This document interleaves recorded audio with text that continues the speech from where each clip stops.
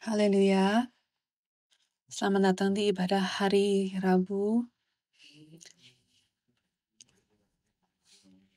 Hari ini dan minggu depan, kita akan melakukan pembelajaran tentang kalender Alkitab dan jadwal waktu Tuhan.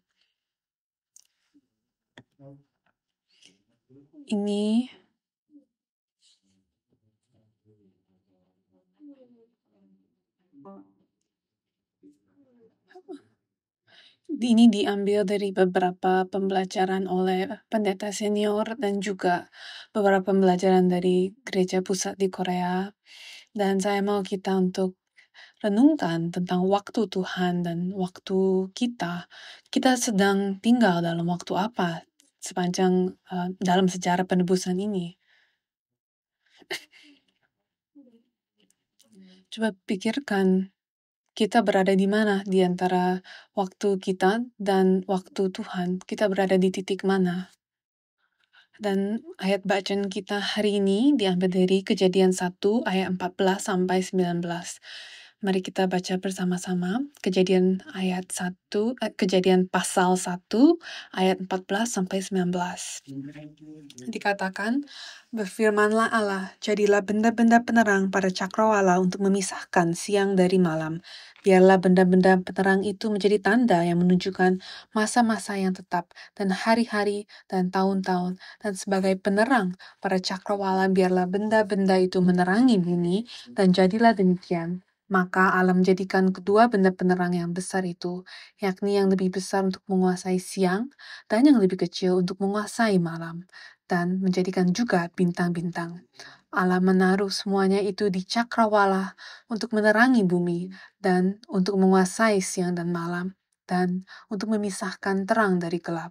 Allah melihat bahwa semuanya itu baik, jadilah petang dan jadilah pagi, itulah hari keempat. Inilah firman Tuhan. Amin. Pertama, coba kita renungkan konsep dan tujuan dari jadwal. Definisi umum dari jadwal adalah sebuah bagan atau rencana yang mencantumkan apa yang harus dilakukan pada setiap waktu yang ditentukan. Dan di area tempat kita makan di sini ada kalender yang besar.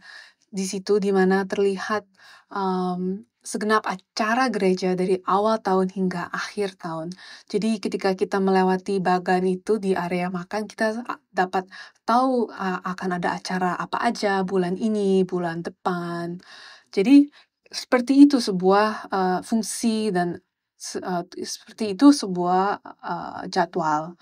Jadi dengan adanya jadwal kita dapat mengetahui kejadian-kejadian.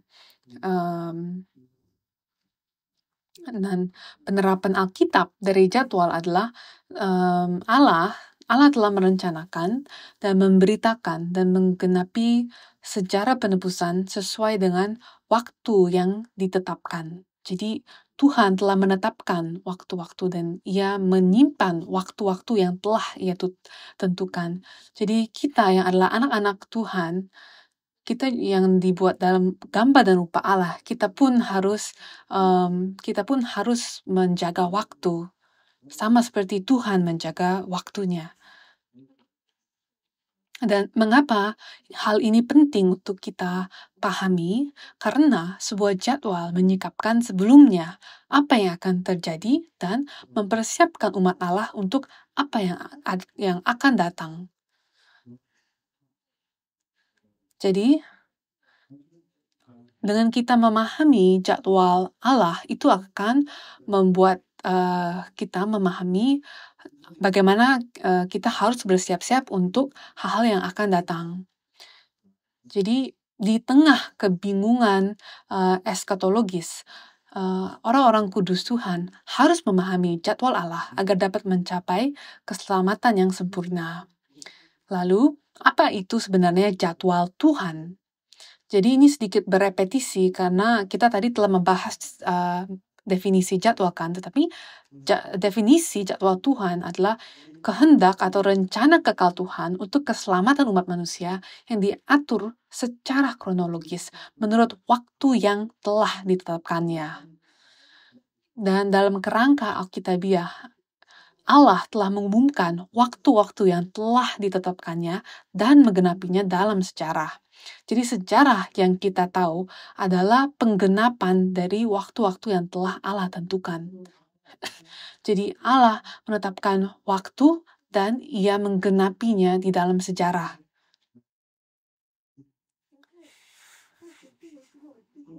Jadi apa yang kita perlu sadari adalah kita adalah bagian dari jadwal Allah. Amin.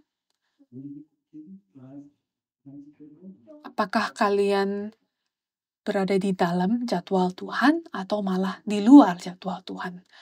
Coba kita renungkan. Kita harus masuk ke dalam jadwal Tuhan. Dan itu adalah bagian dalam berjalan bersama-sama dengan Tuhan seperti Enok. Jadi agar kita dapat berjalan bersama dengan Tuhan, kita harus berada dalam waktu yang sama dengan Tuhan.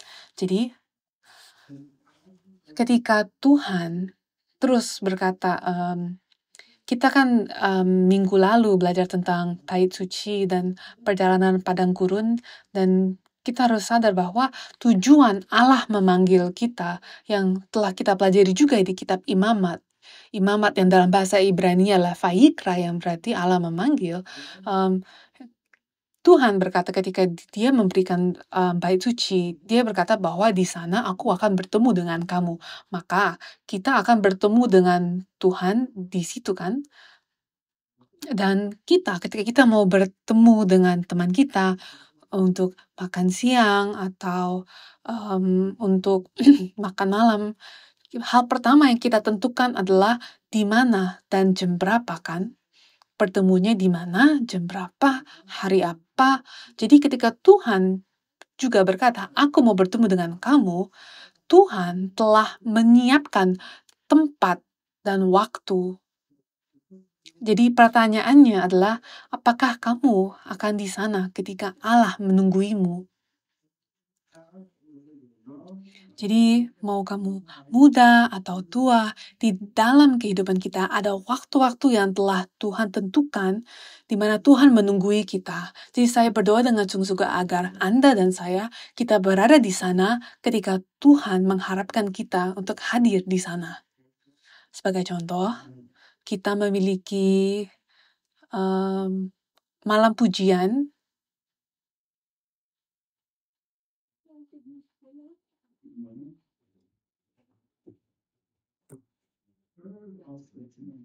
Pada tanggal 3 September.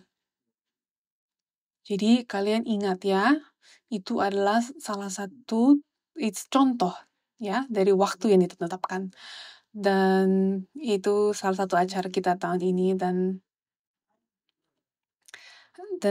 waktu-waktu di dalam kehidupanmu yang telah Allah tetapkan, di mana pekerjaannya akan digenapi ketika kita berada di sana untuk bertemu dengannya. Allah telah jadi Daniel bernubuat tentang akhir zaman dalam bentuk hari dan angka. Itu ada di Daniel 12 ayat 12 sampai 13. Jadi waktu-waktu itu adalah waktu yang sudah ditetapkan oleh Tuhan, dan sekarang kita lihat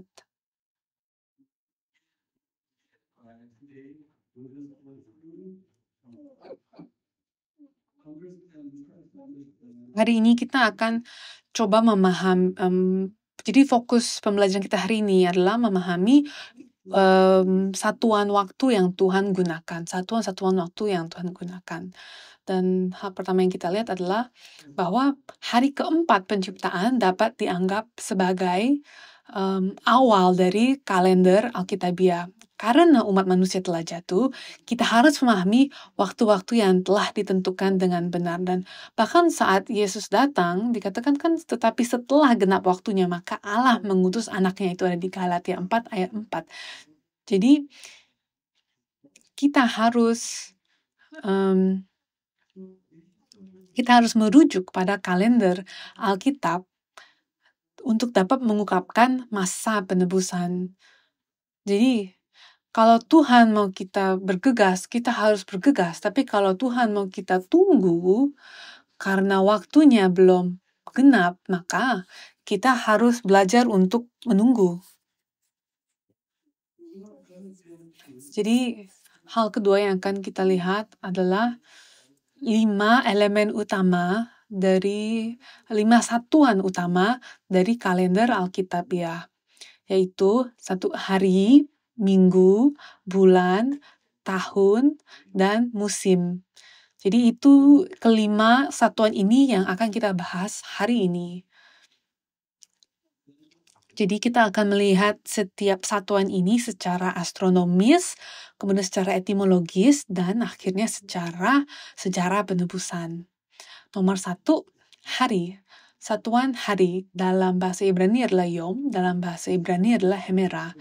Dan arti astronomisnya tidak begitu sulit kan, karena satu hari dianggap sebagai 24 jam. 24 jam adalah waktu yang dibutuhkan bumi untuk berputar satu kali, dari tengah malam hingga tengah malam lagi.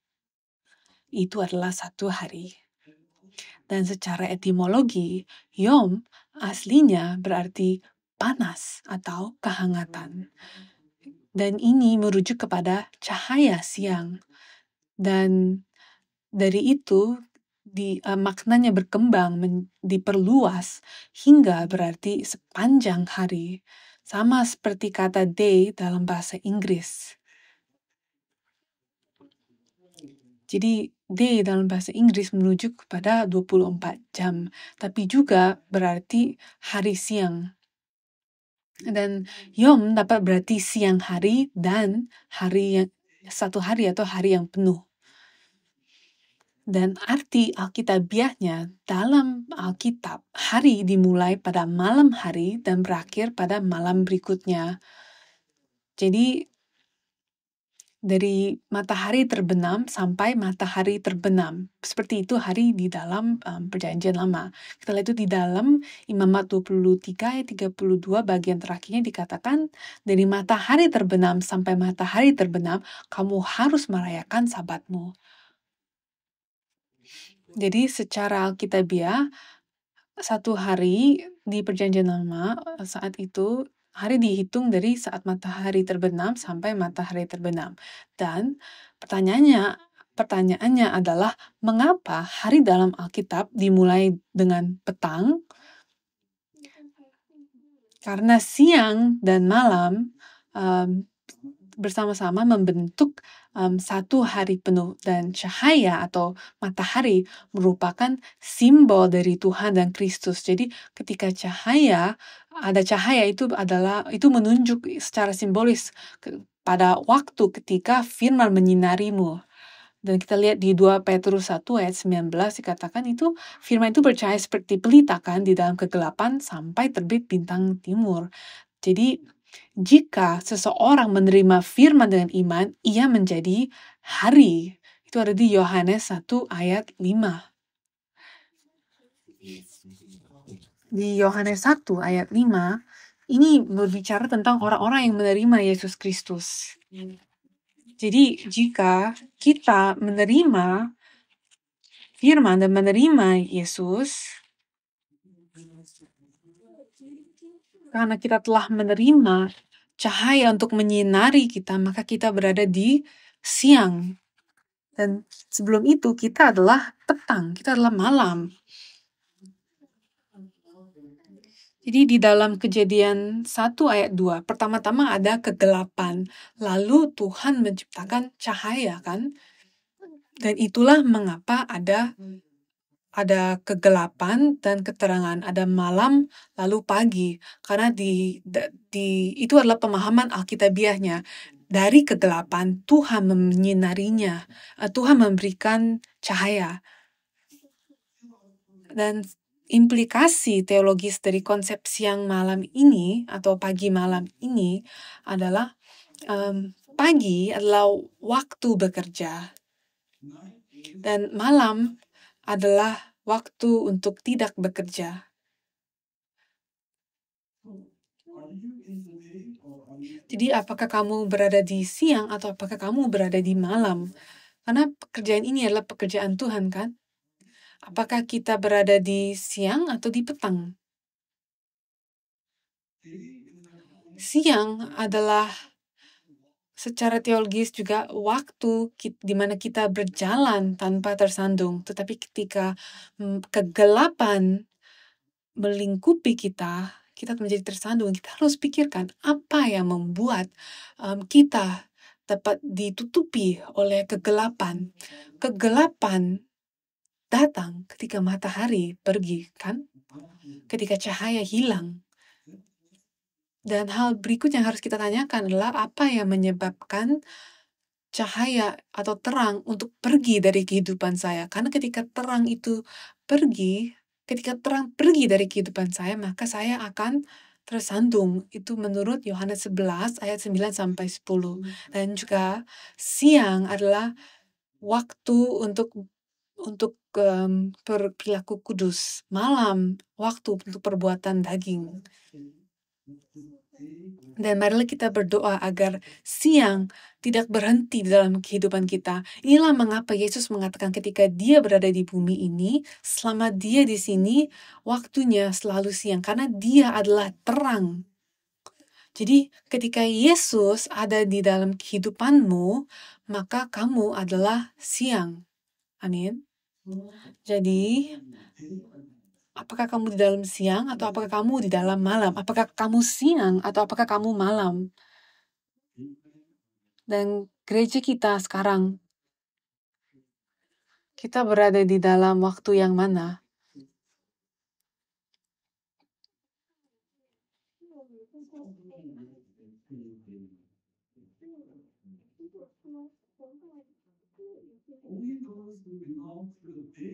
Hanya mereka yang termasuk dalam siang yang akan memahami waktu dan menjadi siap. Menurut 1 Tesalonika 5 ayat 1-8. Jadi, sebelum kita penasaran kapan Yesus kembali, kapan akhir zaman, atau kapan hari penghakiman, sebelum kita bertanya itu semua, kita harus pertama-tama tanya, apakah aku di siang atau apakah aku di malam? Karena kalau aku berada di siang, maka aku dapat membedakan waktu-waktunya. Dan Alkitab, struktur siang malam dalam Alkitab adalah sebuah pesan pengharapan di mana malam kita akan berubah menjadi siang dan kita akan menjadi anak-anak siang. Jadi kita yang ada dalam kegelapan, dengan kita menerima firman Tuhan, kiranya kita akan mengalami pekerjaan Roh Kudus di mana kita diubah menjadi siang.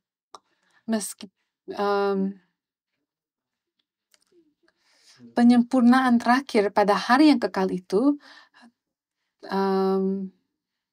jadi penyempurnaan terakhir itu berakhir dengan hari yang kekal.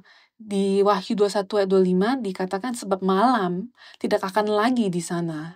Dan apakah kalian sadari, dan saya berharap ini benar di dalam kehidupan kalian, ketika kita pertama kali menjadi orang yang percaya, apakah lebih banyak hari kegelapan atau lebih banyak hari siang?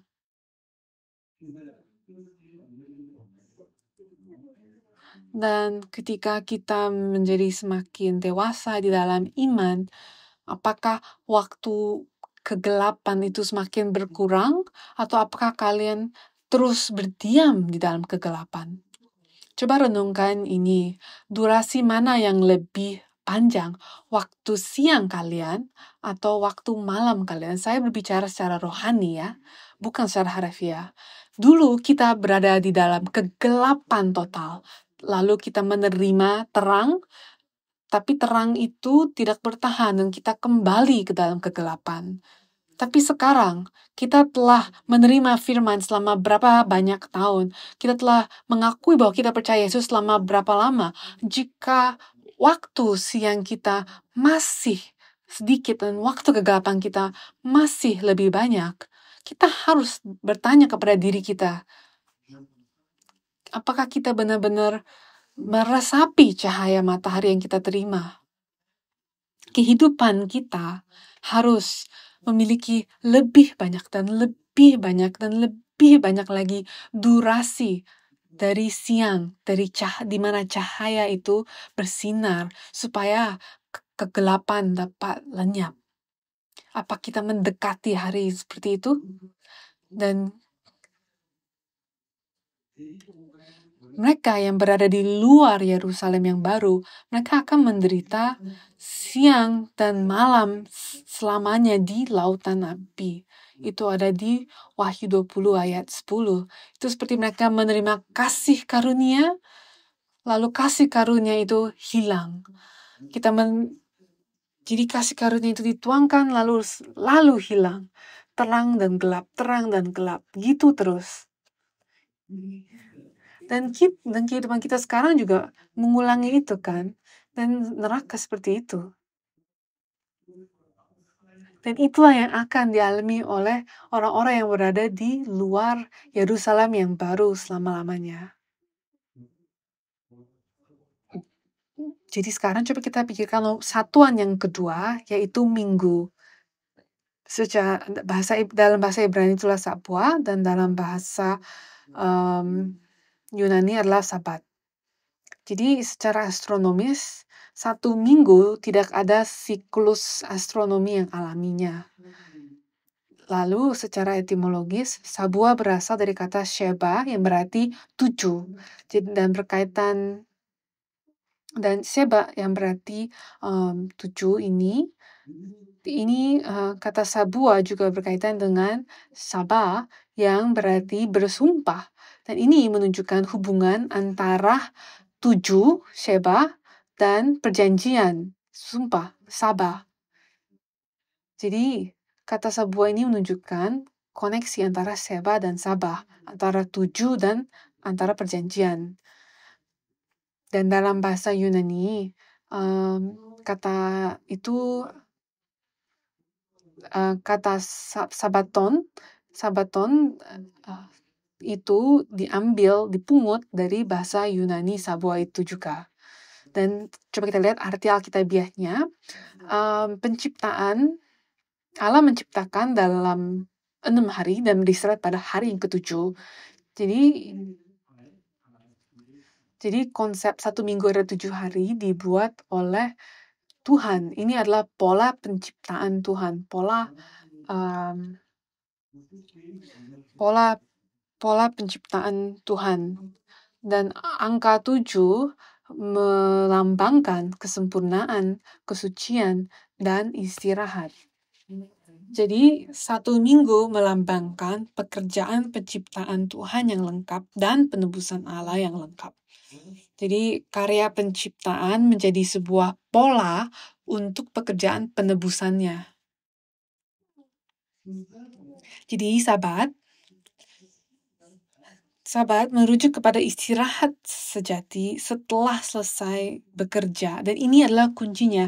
Sabat tidak dapat datang kalau kita tidak bekerja selama 6 hari sebelumnya. Kalau kita bermalas-malasan, tidak mengerjakan apa-apa selama 6 hari itu, maka kita tidak dapat mencapai Sabat pada hari yang ke-7.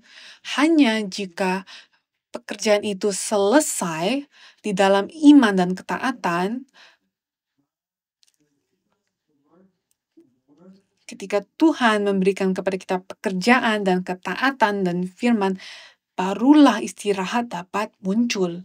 Dan hari yang terakhir yang kekal adalah hari istirahat Sabat bagi orang-orang yang beriman. Dan itulah pemahaman dari minggu dan Sabat mingguan, maka melatih kita untuk memasuki peristirahatan Sabat yang kekal. Sekarang coba kita pikirkan yang ketiga, satuan yang ketiga yaitu bulan. Dalam bahasa Ibrani adalah Hodesh, dan Hodes atau Yerah, dan dalam bahasa Yunani adalah Men. Dan arti astronomisnya adalah 1 bulan itu waktu dari 1 bulan baru ke bulan baru berikutnya, dan itu sekitar 29,5 hari kira-kira. Jadi dari bulan baru ke bulan baru. Dan Hodes atau Hadash berarti membuat baru, dan inilah yang akan digunakan untuk menyebut bulan baru juga. Dan kata Yunani Men itu berkembang menjadi bulan juga. Dan arti sejarah penebusannya, bulan merupakan sebuah sahabat parah penjelajah zaman dahulu kala di malam hari, karena ia muncul dan menghilang. Dan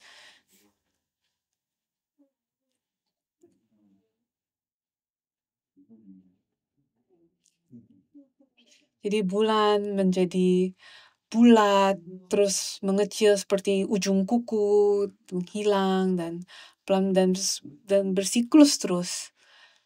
Dan kalender Israel ditetapkan berdasarkan bulan baru. Dan hari pertama setiap bulan melambangkan prinsip buah sulung, di mana Kristus adalah buah sulung dari kebangkitan. Silsilah Matius di dalam Matius 1 ayat 17 mencerminkan siklus bulan 14 generasi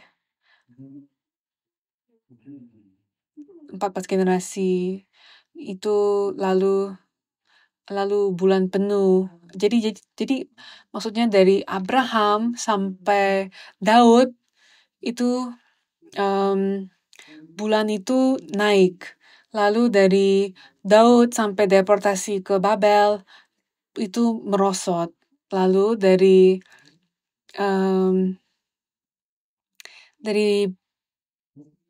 pembuangan ke Babel sampai Kristus itu menunjuk kepada pemulihan Israel. Dan ini seperti sebuah siklus bulan di mana dia naik dan turun dan naik lagi. Dan pada akhirnya Tuhan sendirilah yang akan menjadi terang yang abadi, menggantikan matahari dan bulan. Sekarang kita akan melihat satuan yang keempat, yaitu tahun. Ibraninya adalah sanah, Yunaninya adalah ethos. Dalam arti astronomisnya, 1 tahun adalah revolusi bumi mengelilingi matahari, yaitu sekitar 365,24 hari. Dan secara etimologisnya, sanah berarti berubah, ethos berarti perubahan musim. Dan arti alkitabiahnya, musim di musim-musim penciptaan dimulai setelah air bah, dan ini menunjukkan kepada kita kata sanah ini merujuk kepada perubahan yang terus terjadi dari manusia. Manusia selalu berubah, tetapi Tuhan kekal. Dan siklus tahunan mengingatkan kita akan ketidakstabilan manusia dibandingkan ketetapan Tuhan yang tidak pernah berubah, di mana Ia memanggil kita kepada iman yang teguh. Dan musim terus berubah, tetapi Tuhan tidak pernah berubah. Tuhan selalu setia. Terakhir, kita akan pikirkan musim. Satuan musim. Musim juga disebut sebagai hari-hari raya yang telah ditetapkan.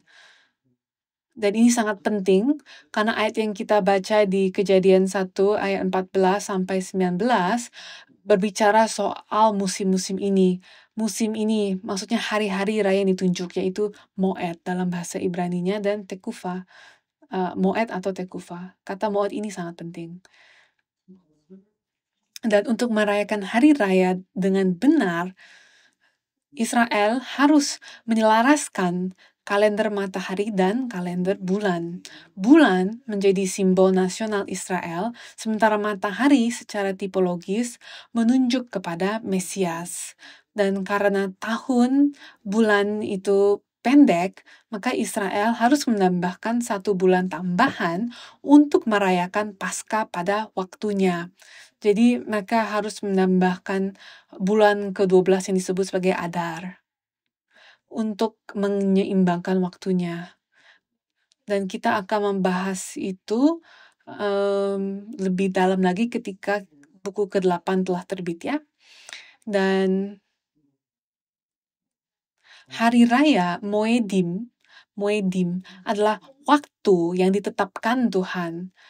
Itu adalah sebuah kesempatan bagi umatnya untuk menyelaraskan diri dengan jadwal penebusannya. Itu ada di Keluaran 23:14-17. Dan Yesus juga memperingatkan, jika seseorang tidak hidup selaras dengan waktu Tuhan, maka akhir akan datang dengan kesulitan yang besar. Jadi, kita harus paham hari, minggu, bulan, tahun, dan yang terutama musim dan hari-hari raya yang telah ditetapkan di dalam Alkitab. Supaya kita dapat memahami apa yang akan Tuhan lakukan. Dan sebagai kesimpulan, prinsip waktu dan peristiwa. Di dalam dunia ini, peristiwa terjadi, lalu waktu ditandai sesudahnya. Apakah itu masuk akal? Ya kan? Peristiwanya terjadi, lalu waktu ditandai. Misalnya Perang Dunia Pertama. Kapan?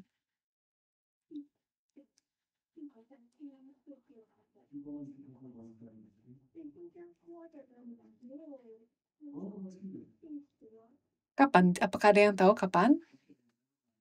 Ya, gak ada yang menjawab. Jadi, tapi ya kalian semua tahu Perang Dunia 1, Perang Dunia 2, ulang tahun Singapura, semua itu tahunnya itu semua direkam setelah peristiwanya terjadi kan.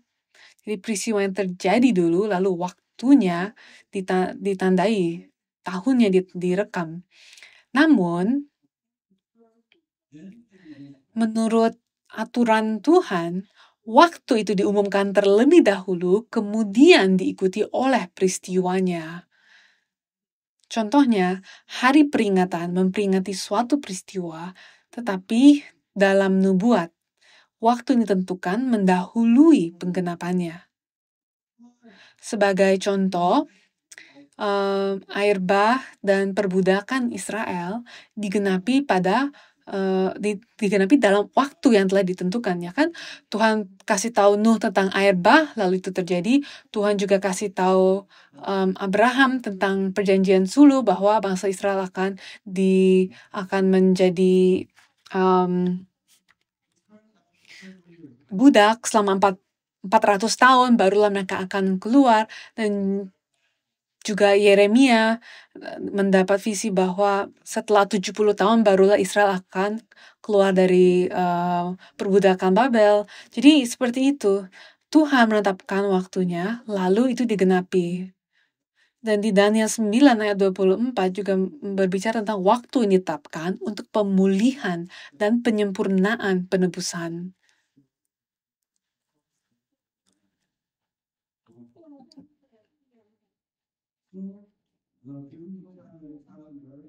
Jadi, jadwal Alkitabiah adalah jadwal penebusan Allah. Jadi ada banyak hal yang Tuhan akan katakan akan terjadi dalam Alkitab yang belum terjadi, juga ada kan yang belum digenapi, dan hal-hal yang ada di dalam Wahyu, hal-hal yang sudah Tuhan katakan melalui Daniel, seperti 70 minggu. Dan kita harus memahami bagaimana hal-hal itu semua akan terjadi, dan Alkitab juga bilang bahwa tidak ada yang tahu kapan Allah akan kembalikan, tetapi kita dapat melihat tanda-tanda. Ketika seorang ibu hamil, ibu itu tidak akan tahu di detik yang mana anak itu akan keluar. Tapi kalau waktunya sudah dekat, dia sudah bisa merasakan, dia sudah ada tanda-tanda. Dan ketika waktunya sudah sangat dekat, ibu itu tahu. Jadi kita harus seperti itu, kita harus tahu waktu-waktu Tuhan, supaya kita tahu kapan waktunya sudah dekat. Jadi, ingat, jadwal kita adalah jadwal penebusan Allah. Dan dengan kita dapat memahami dan membedakan hari, minggu, bulan, tahun, dan musim dengan tepat, maka orang percaya akan selaras dengan rencana penebusan Allah dan dilatih untuk memasuki perhentian kekalnya. Minggu depan kita akan melihat waktu Yobel dan waktu-waktu yang tersembunyi di dalam kita akan mengungkapkan misteri dari waktu-waktu Yobel. Dan saya berdoa agar kita pun boleh sekedar memasuki waktu Yobel itu. Marilah kita berdoa. Allah Bapa, kami mau datang untuk memahami jadwal-Mu, supaya kami tahu kapan kami harus berjumpa denganmu, dan supaya kami siap untuk melakukan hal-hal sesuai dengan waktumu. Bapa, bantulah kami untuk dapat mengenal, berikanlah kepada kami melalui Roh Kudus, hikmat-Mu melalui firman-Mu, supaya kami dapat mengenal waktu-waktumu.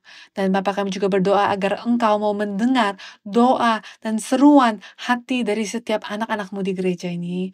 Allah Bapa, kiranya setiap pembelajar ini tidak hanya menjadi pemahaman dalam pemikiran kita, dalam kepala kita, tapi kiranya ini dapat meresap dalam kehidupan kita sehari-hari, supaya kita dapat sungguh-sungguh dapat berjumpa denganmu di dalam kehidupan kita sehari-hari, supaya kita dapat mendengar suaramu melalui firman-Mu yang disampaikan. Dan Bapa, kami juga berdoa agar Engkau mengizinkan kami untuk menemukan jawaban dalam firman-Mu, dan ketika kami menerima firman-Mu, kiranya kita tidak hanya menerima informasi saja atau pengetahuan saja, tapi kiranya kami menerima Roh Kudus-Mu.